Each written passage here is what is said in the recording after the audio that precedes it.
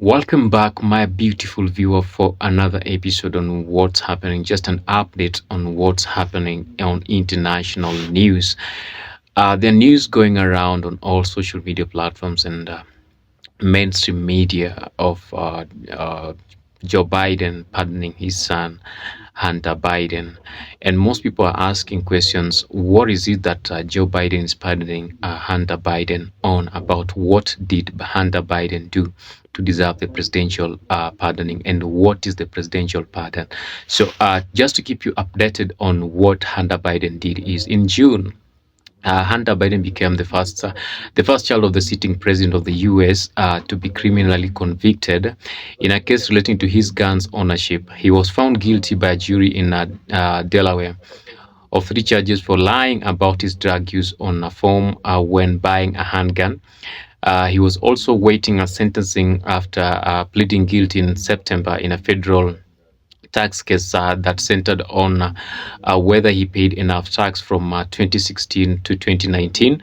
The nine charges include failure to file and pay his taxes, tax evasion, and filing a false return. He faced up to 25 years in prison in the gun case and 17 years in the tax case, though he was likely to get much shorter tariffs and to serve the two sentences concurrently as the experts had advised.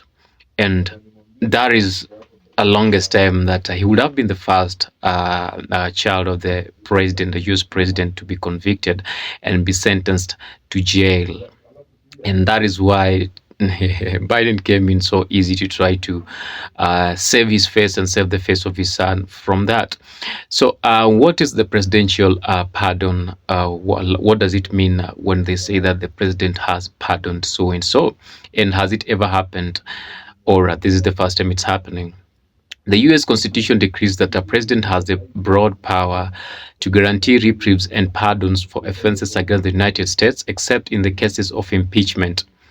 In this case, the president's full and unconditional pardon covers any potential federal crimes that the younger Biden may have convicted during a period of more than 10 years from January 2014 to December 2024. The wordings of the pardon also makes clear that it covers any offense that the younger Biden has committed or may have committed that could prevent legal scrutiny of his foreign policies dealings, such as Ukraine, which is a major talking point of incoming President Donald Trump and his supporters. The pardon represents a legal forgiveness, ends any further punishment, and restores rights such as being able to vote or run for public office. Although the pardoning power is considered broad, it's not limitless. For example, the president can only issue pardons for federal national level crimes.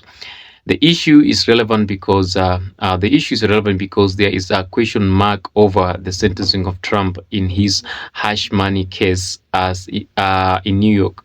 He will be unable to pardon himself in the state level case when he returns to the White House in January.